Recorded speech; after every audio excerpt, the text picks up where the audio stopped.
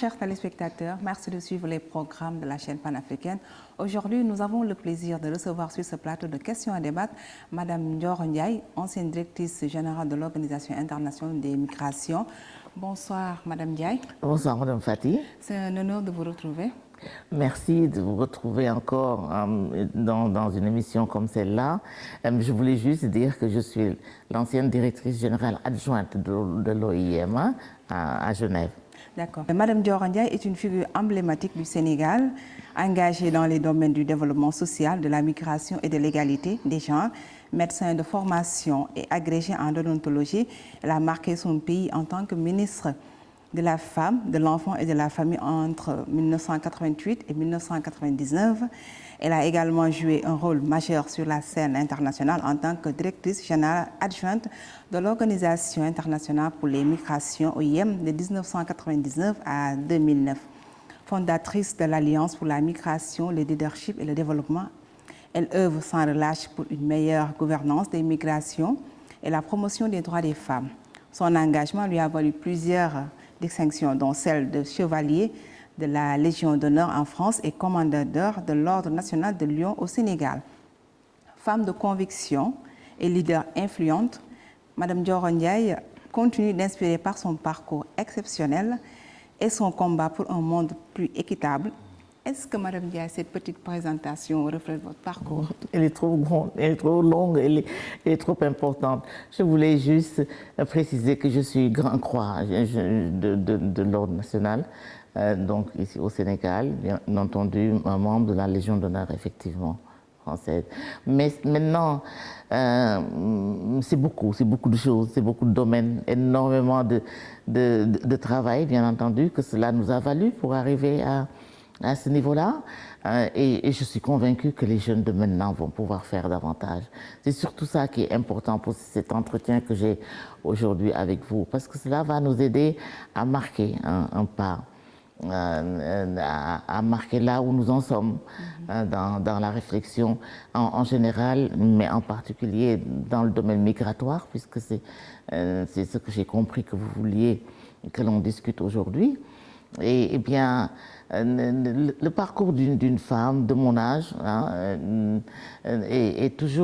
semble toujours impressionnant, mais en réalité, c'est le parcours d'une vie, c'est une histoire de vie, c'est un récit de vie. Chaque étape de ce parcours que vous venez de nommer est en réalité jonchée d'histoires, de faits aussi et de vécus qui vous marquent tout au long de votre vie.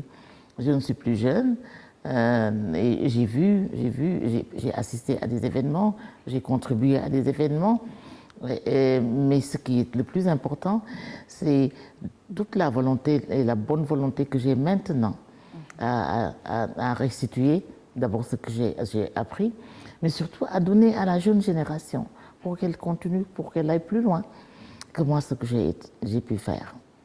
D'accord. Madame Ndiaye, quel regard portez-vous sur l'évolution des flux de migration en Afrique et dans le monde ces dernières années? Oui, les choses ont beaucoup changé. Vous savez, avant d'entrer à l'OIM, on parlait très peu, dans les années donc 90, 99, on parlait très peu de migration management, de la gestion de la migration.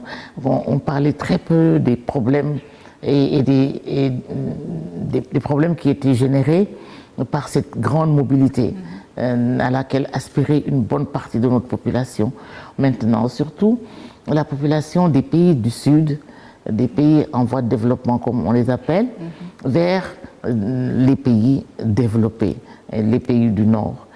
Mais depuis les années 2000, et en réalité il faut rendre grâce à Kofi Annan, parce que après Boutros Ghali, c'est lui-même qui a vraiment mis les pieds dans le plat en disant ça suffit, il faut s'arrêter et parler des migrations, discuter avec les pays d'où viennent les migrations et avec les pays qui reçoivent ces migrants, pour qu'on puisse mettre au centre du processus migratoire la question des droits de l'homme.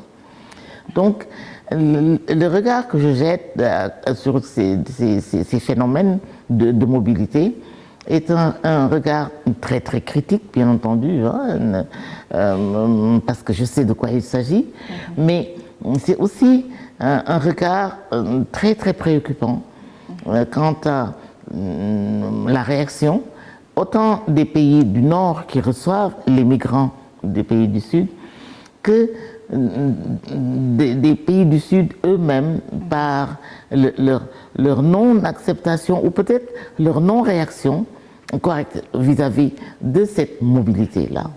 Il y a un problème réel, des enjeux cruciaux qui sont relevés chaque fois que le Nord veut parler au Sud, ou chaque fois que le Sud a besoin du Nord. Ces enjeux critiques sont la communication, le dialogue, le respect de ce va-et-vient-là, et surtout,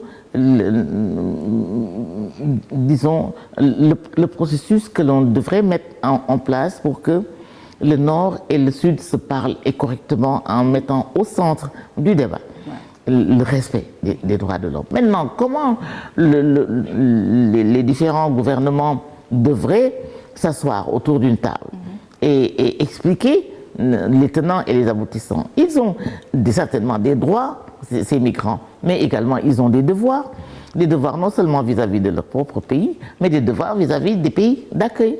Parce que les pays d'accueil sont absolument libres aussi de réglementer la circulation des personnes en leur sein ou entre eux et les pays qui sont à l'extérieur. Alors, selon vous, quelles sont les causes de la migration aujourd'hui? Elles ont toujours été les mêmes. Elles sont d'ordre économique. Tout le monde nous parlera de l'amoindrissement des capacités des jeunes pour évoluer, pour avoir un travail, un emploi, pour non seulement avoir un emploi, mais l'emploi qu'il leur faut et qu'ils veulent, et l'emploi qui leur permet de gagner leur vie et de vivre une vie décente. Ça a toujours été le problème partout. C'est quoi? C'est aussi des problèmes de paix et de sécurité, des problèmes de conflit dans certains pays, des problèmes de démocratie, de non-respect des droits de l'homme.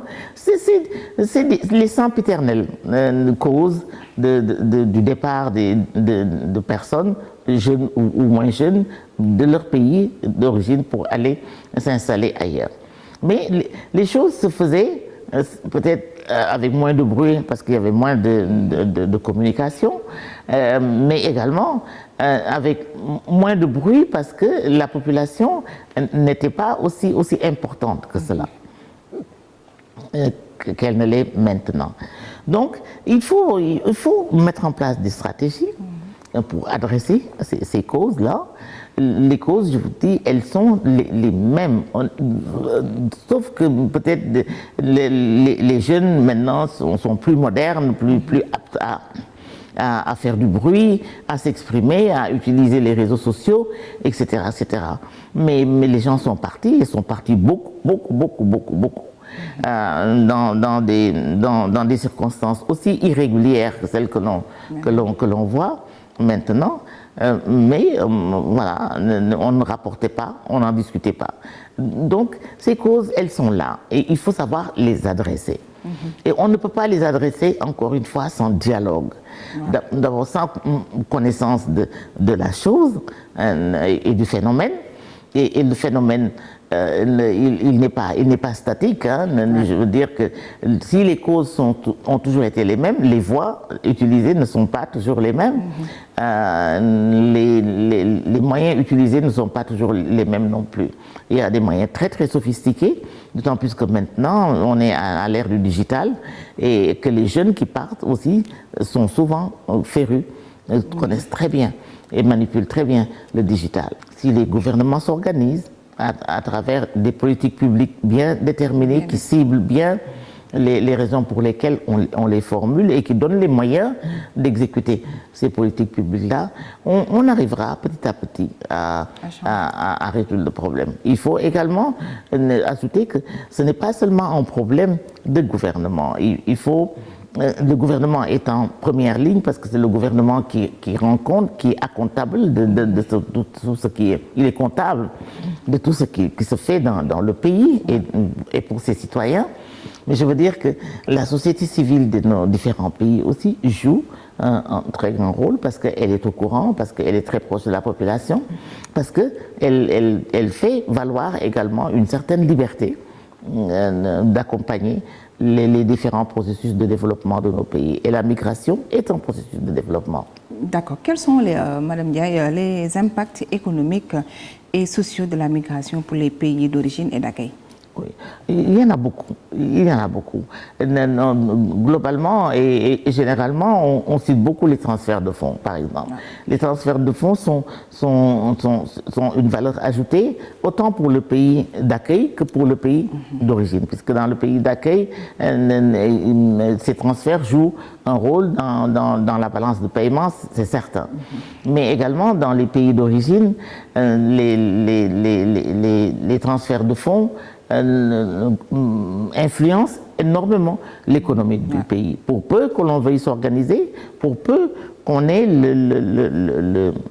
la capacité de les capturer correctement, de convaincre les propriétaires de ces fonds, parce que ce sont des fonds privés, ce ne sont pas des fonds publics, pour peu que le gouvernement, qui est, encore une fois, vraiment le maître mot, c'est lui qui est au centre de ce mécanisme-là, que le gouvernement soit capable d'offrir une possibilité d'investissement, de création de richesses aux tenants de ces fonds qui sont transférés. Que ces fonds ne soient pas seulement utilisés à des besoins sociaux de base, ce qui est pas mal, je trouve. Parce qu'avec ce que les migrants envoient, les familles arrivent à vivre mieux, peut-être à régler des problèmes de scolarité des enfants, des problèmes de communauté, également des hôpitaux et des dispensaires, et pourquoi pas des maisons de culture. Mais je veux dire que ce que les migrants apportent change complètement la société d'où ces migrants sont partis, et c'est une valeur ajoutée, mais également ces fonds peuvent être l'objet d'un intérêt pour l'investissement. On l'a vu dans certains pays de l'Amérique latine où ces fonds sont organisés de telle manière que si le migrant qui est parti d'une communauté travaille avec sa mairie et donne un dollar ou un euro ou n'importe quelle somme que vous voulez, la mairie apporte la même somme et le gouvernement donne la même somme. Ça fait 1 pour 3. Et ce budget-là est investi dans la localité d'où sont partis ces migrants-là, cette localité à laquelle appartient cette diaspora-là. Et ce budget peut servir à construire des écoles, à entretenir des écoles, des dispensaires, des routes, etc., etc. Ça, c'est un moyen de fructifier et d'investir dans le pays d'origine. Les migrants gagnent de l'argent, payent des impôts, etc. Et tout cela, c'est au bénéfice du pays d'accueil. Donc, c'est important, les transferts de fonds, encore qu'on a beaucoup à apprendre, surtout pour des pays comme le Sénégal. Je pense que si on jetait un coup d'œil sur ce que la diaspora indienne a été capable de faire pour son pays, on y gagnerait beaucoup. D'accord. Pensez-vous que les politiques migratoires actuelles sont adaptées aux réalités du terrain? Ni d'un côté ni dans l'autre. Les politiques migratoires dans les pays d'origine, comme les politiques migratoires dans les pays d'accueil. Pour les pays d'origine, je viens de le dire, la faiblesse, notre grande faiblesse, c'est de ne pas avoir un cadre institutionnel de gestion de la migration, à partir duquel on implémente une politique migratoire. Il y a eu des balbutiements. Nous avons connu une équipe du ministère du Plan et de la coopération à l'époque qui avait esquissé un document qui, critiqué ou pas, avait le mérite au moins d'exister, qui était une prémisse de politique migratoire. Cela a été réétudié, amélioré, etc., etc. Et je sais que quelques temps avant le mois de mars 2024, cette politique avait été acceptée par la primature à l'époque. Mais je sais que maintenant aussi, le ministère des Affaires étrangères, qui est aussi en charge de la diaspora, a initié un processus d'amélioration de ce document de base et en particulier d'implémentation en créant un cadre institutionnel pour gérer. Parce que ça doit être intersectoriel. Cette politique migratoire-là ne peut pas appartenir à un ministère. Et cette politique migratoire doit être intersectorielle et pluridisciplinaire. Et à ce titre, elle ne peut être exécutée, en tout cas son mécanisme d'exécution ne peut être logé qu'à la primature qui est équidistante de tous les ministères ou bien alors à la présidence de la République. Il faut que les gens soient patients et que surtout les gens travaillent. Que la migration, c'est pas seulement une question de sécurité et qu'on loge la partie la plus forte de la gestion de la migration au ministère de l'Intérieur parce que le problème qui nous préoccupe, c'est les départs irréguliers, etc., etc. Eh bien, mais je pense qu'il faut tout un début et c'est ce qu'ils sont en train de faire et j'apprécie. D'accord. Alors, Madame Ndiaye, quel rôle les organisations internationales devraient-elles jouer dans la régulation des migrations? Les organisations internationales devraient juste servir de support. Moi, je ne suis pas pour qu'on laisse aux organisations internationales, d'autant plus que j'en étais un des piliers. Je ne suis pas d'accord pour qu'on laisse aux organisations internationales la capacité de réguler ce qu'on doit faire en gestion de la migration. Par contre, ces organisations sont là pour écouter les gouvernements. C'est les gouvernements qui doivent être forts et qui doivent savoir ce qu'ils veulent et comment ils veulent l'implémenter pour associer les organisations internationales qui doivent les aider et les accompagner. Mais maintenant, j'ai comme l'impression que c'est le contraire. C'est les organisations internationales qui donnent le là et que les gouvernements suivent, en particulier les gouvernements du Nord, qui sont bien entendu plus forts parce qu'ils ont de l'argent et ils ont les moyens et ils ont la capacité. Et les pays du Sud suivent. En général, ils sont non préparés, ils ne connaissent pas le terrain. Et ils n'ont pas de voix qui compte dans les instances internationales. Je suis désolé, mais la plupart des délégations gouvernementales qui vont à ces réunions invitées par l'Union européenne ou les pays de l'Europe qui reçoivent nos migrants, ou même les États-Unis, eh bien, ils ne font que écouter, être d'accord et suivre parce qu'il y a de l'argent là-dedans, il y a un budget. Je ne connais pas un pays qui investit non seulement ses capacités intellectuelles et techniques, mais ses capacités financières également dans la gestion de la migration. S'il en existe, c'est très peu, et s'il en existe également, ce n'est pas suffisant. Ah, voilà. Alors, vous avez travaillé sur la migration féminine. Alors, quels sont les défis spécifiques rencontrés par les femmes migrantes? Écoutez, moi c'est une question qu'on me pose souvent et qui ne me plaît pas beaucoup parce que les femmes, elles vivent les mêmes problèmes, sinon pire que les hommes. Alors, à quoi ça sert de les stigmatiser et de parler de leur parcours migratoire spécifique? La grande différence qu'il y a entre un parcours masculin et un parcours féminin, c'est peut-être l'exacerbation de la violence basée sur le genre, l'exploitation sexuelle, ce qui se fait aussi chez les hommes. Les jeunes garçons aussi sont exploités sexuellement dans le processus migratoire. Les jeunes garçons également sont trafiqués comme les femmes sont trafiquées. dans le processus migratoire. Donc, cette question de genre, peut-être il faut la poser pour améliorer et avoir une discrimination positive pour les femmes. Mais je veux dire que c'est un problème général, c'est un problème qui existe et qui touche les deux sexes, les garçons et les filles, et qu'il faut adresser. Il faut adresser, les causes on les connaît, mais il faut adresser la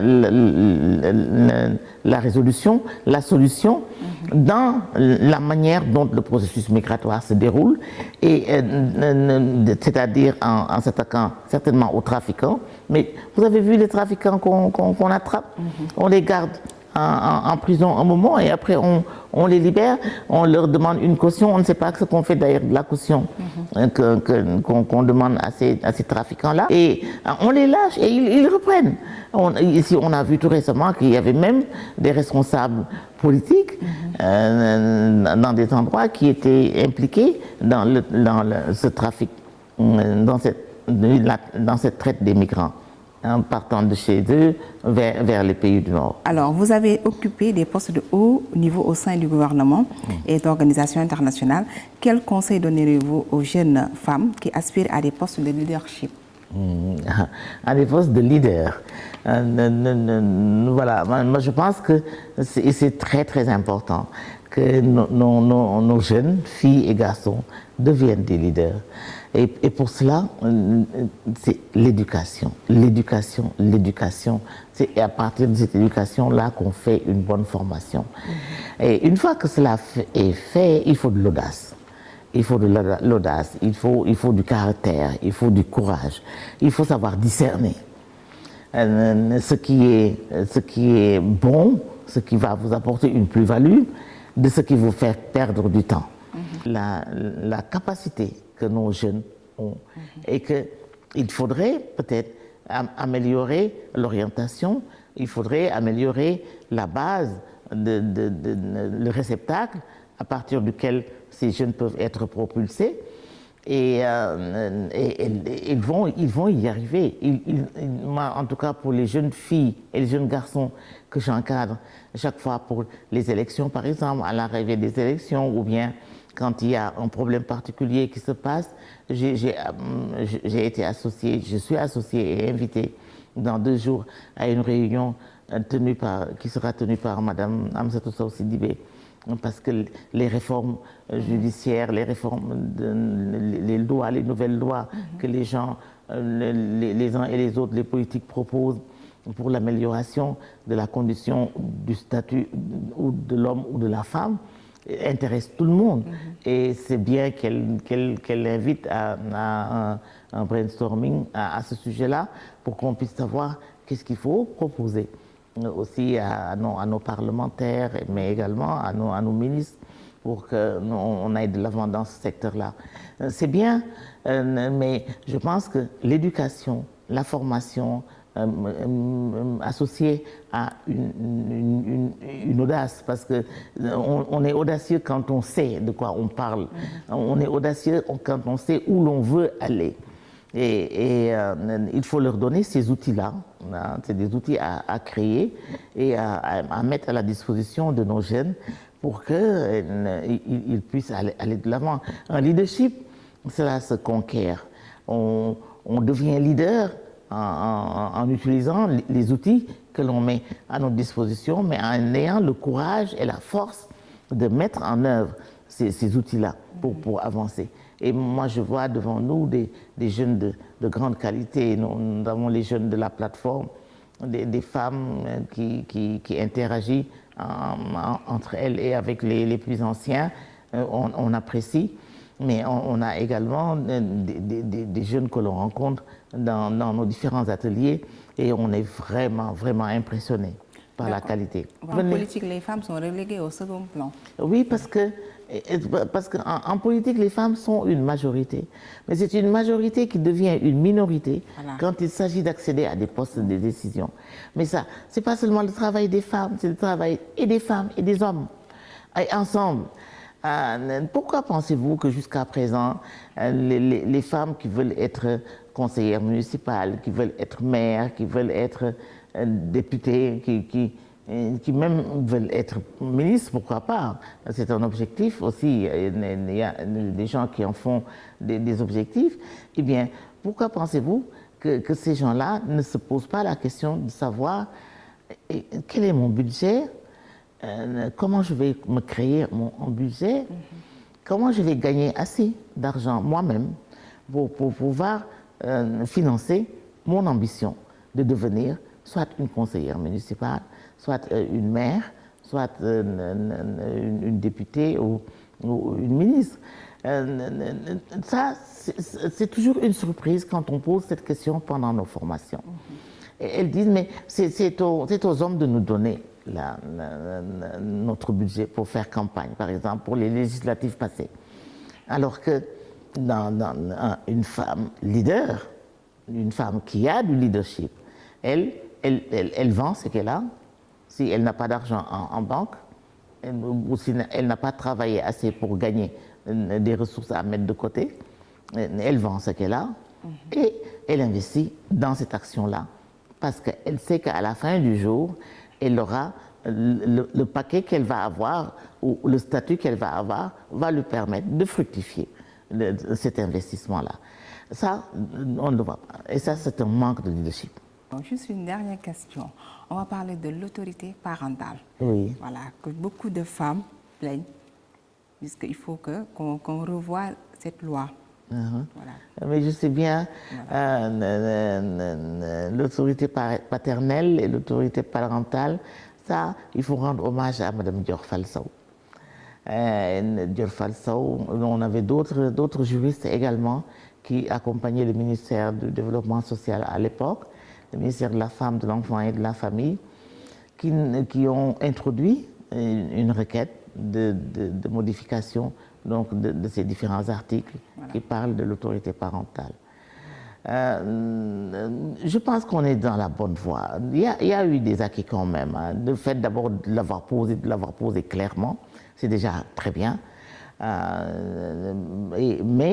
je pense qu'il y a encore des obstacles. Parce que jusqu'à présent, on a vu tout récemment une dame qui voyageait et avec son enfant et qui a été refoulée à l'aéroport parce qu'il n'y avait pas de papier sur l'autorité parentale.